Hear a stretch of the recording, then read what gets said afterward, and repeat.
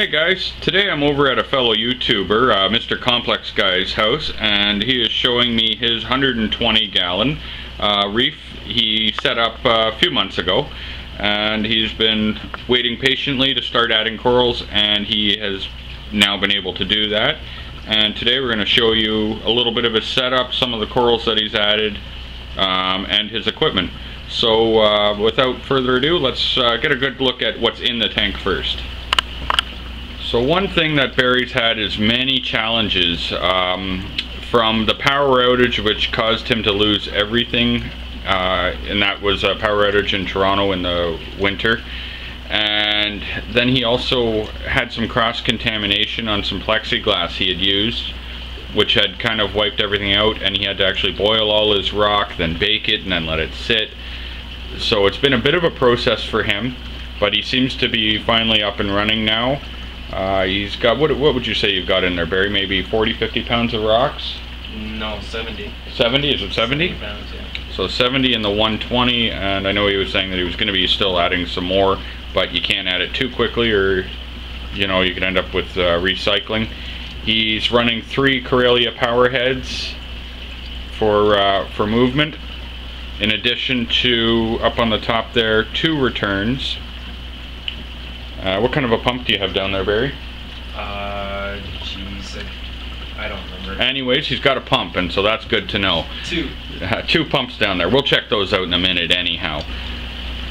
Now, going to the sump, Barry has used a different technique than most people. I have drilled tank with overflow. Many people do. However, Barry got this tank and he couldn't wait to have it drilled. It had to kind of be set up right away, just for, like, you know, personal circumstance and stuff.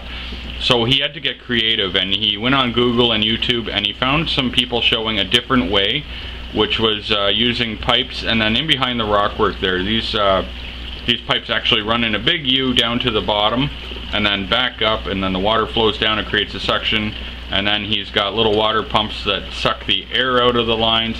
It's really a crazy system. But he's making it work, and then he's used some black plastic to give the appearance of the overflow so that it looks quite nice. Actually, there's nothing wrong with the way it looks. He's not quite done yet. He's gonna be building a backing to cover everything. So it's definitely a different setup than I'm used to, but I'm kind of digging it. These right here, oopsie, it broke, but that happens.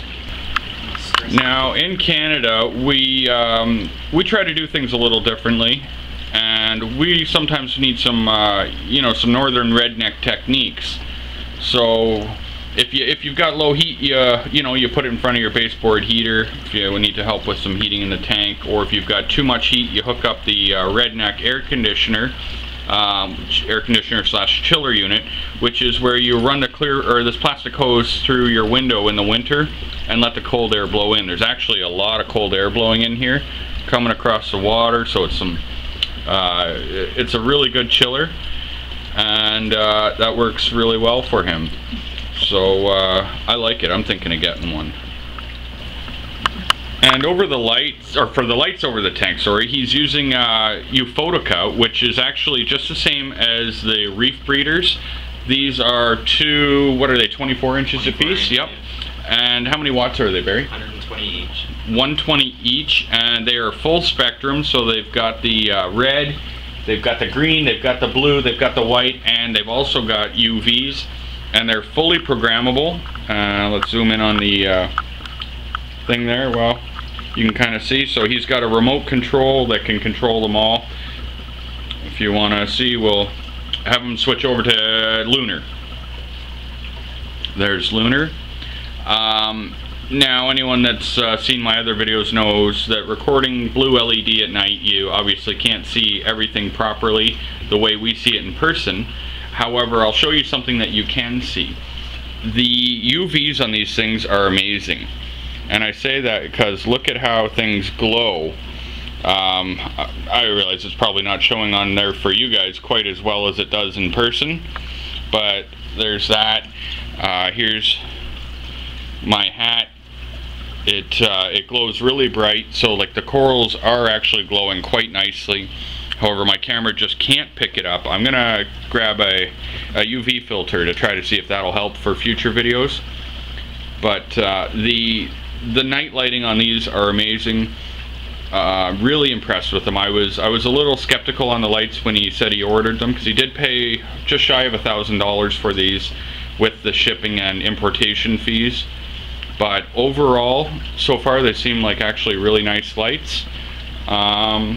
So yeah, maybe you guys want to check those out. I know he bought them on eBay from a guy called Hobbybug, and he actually did have a small problem with one of them. The timers that are built in are actually, one of them runs a little delayed from the other, so over a period of a day you end up a few seconds off, was it? About 2 seconds. About 2 seconds in a 24-hour period. They have sent him out a new panel so that he can replace it. He could have sent them back for repair, but he didn't want to be without the lights, so they just sent him the little digital timer panel. So now let's check out his sump. So when Barry bought this tank, he bought it on Kijiji secondhand, but it was still actually in very good condition, basically like new. And it wasn't, you know, obviously meant to have a sump in there, so he had to do a little bit of modifying, and to get the sump in he had to remove support. There was another board like this running right across in the middle. He had to cut that out. So to make up for it, some wedged in 2x4 really takes care of that.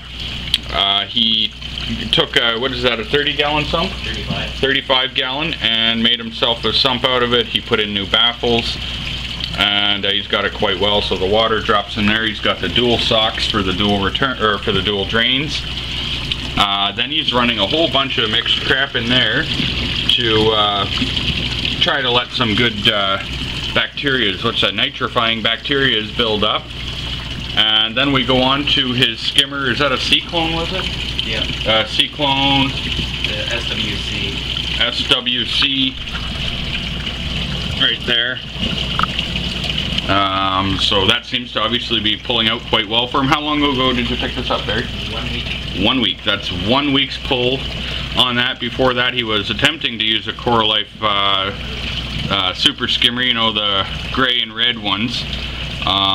Yeah, I laughed too. I know you're probably laughing. So he finally manned up and got that, which is great. Today I supplied him with a little bit of Chato down there, try and get him going. So that's pretty good. Also UV filter and oh yes, carbon and phosphate. So he's running carbon and phosphate on the back, and then the UV filter Only for red season. Is, I don't know where he put it. On the right side with the returns. He's got it over here somewhere. Oh, that's it right there. Right in front of me, go figure. And then back here he's gone with the JBJ auto top off, which is quite nice.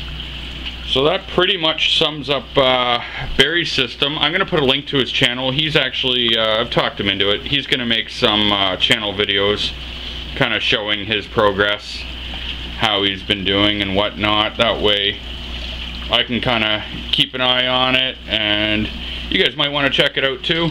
Anyone that's interested in setting up a tank, it's always great to watch other people and see what and how they're doing, and successes, failures, all that fun stuff. Only 2 fish in here right now, but he'll be adding more shortly. Thanks for watching, guys. Check out Barry's channel.